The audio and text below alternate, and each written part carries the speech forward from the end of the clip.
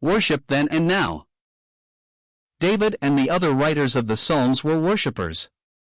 They had great thoughts of God.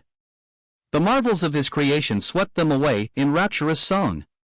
When they considered His greatness, goodness, and grace, their minds strained to take it all in. They thought of Him as the upholder and controller of all things and were confounded. The writer of the closing Psalms was so overwhelmed that he called on all creation, animate and inanimate, to sing the praises of the Lord.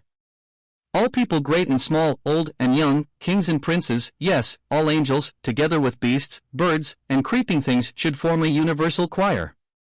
He enlists the accompaniment of all kinds of instruments, harps, trumpets, cornets, timbrels, cymbals, and organs.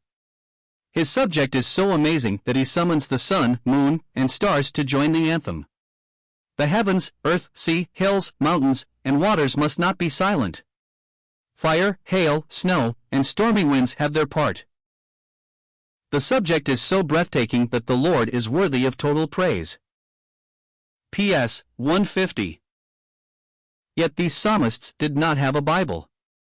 They did not know how the Son of God would come down to planet Earth and be born in a cattle shed, His crib an animal's feed box. They did not know that wise men would see their God contracted to a span, incomprehensibly made man. Nor did they know that in that manger would lie the one who built the starry skies.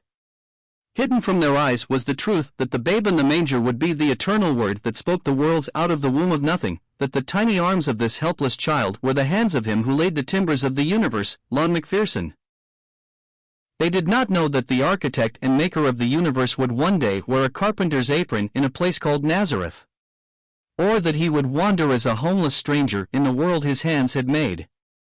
They would have gasped at the thought of God having no place to lay His head, or that He would sometimes sleep under the stars while His followers went to their homes.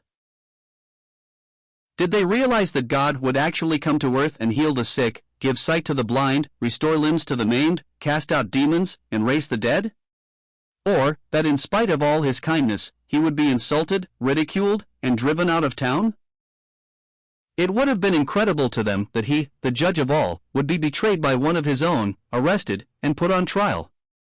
The civil authorities would find Him innocent, but He would be scourged until His back was like a furrowed field and He was no longer recognizable as a man. The psalmists did not know in great detail what we now know. At a place called Calvary, men would nail the one who was truly God to a cross of wood. It would be unimaginable to these Old Testament poets.